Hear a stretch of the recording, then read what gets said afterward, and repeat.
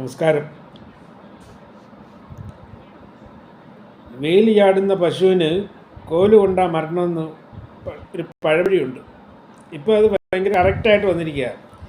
അദാനിയുടെ കാര്യം എടുത്താൽ അദാനി ഒരുപാട് കേസിലൊക്കെ പെട്ട് എല്ലാത്തിൽ നിന്നും അദ്ദേഹത്തിന് മോഡിയുടെ ഏറ്റവും അടുത്ത ഫ്രണ്ടായതുകൊണ്ട് ഇപ്പോൾ എല്ലാത്തിൽ നിന്നും അദ്ദേഹം ഊരിപ്പോയി. അവസാനം വലിയ വലിയ കേസുകളൊന്നും എല്ലാം പോയി. ഇപ്പം എന്താ അമേരിക്കൻ കോടതിയുടെ മുമ്പിൽ അദ്ദേഹം കീഴടങ്ങേണ്ടി വന്നിരിക്കുക.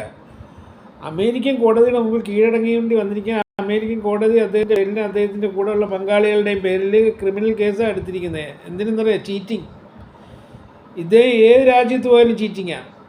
ഇന്തോനേഷ്യയിൽ പോയി ചീറ്റിംഗ് കേസായി, ഓസ്ട്രേലിയയിൽ പോയി ചീറ്റിംഗ്, ഈ കോൾ മൈനിങ് ചീറ്റിംഗ് കേസായി. പിന്നെ എവിടെ പോയാലും ചീറ്റിങ്ങാണ്. പിന്നെ ടാക്സ് ഹേവൻ രാജ്യങ്ങളിൽ നിന്നാണ് ഈ പണം മൊത്തം വരുന്നത്. അവിടെ ടാക്സ് ഇല്ലല്ലോ. അവിടെ അക്കൗണ്ടബിലിറ്റി ഇല്ല. കണക്ക് കാണിക്കണ്ട, ഒന്നും കാണിക്കണ്ട.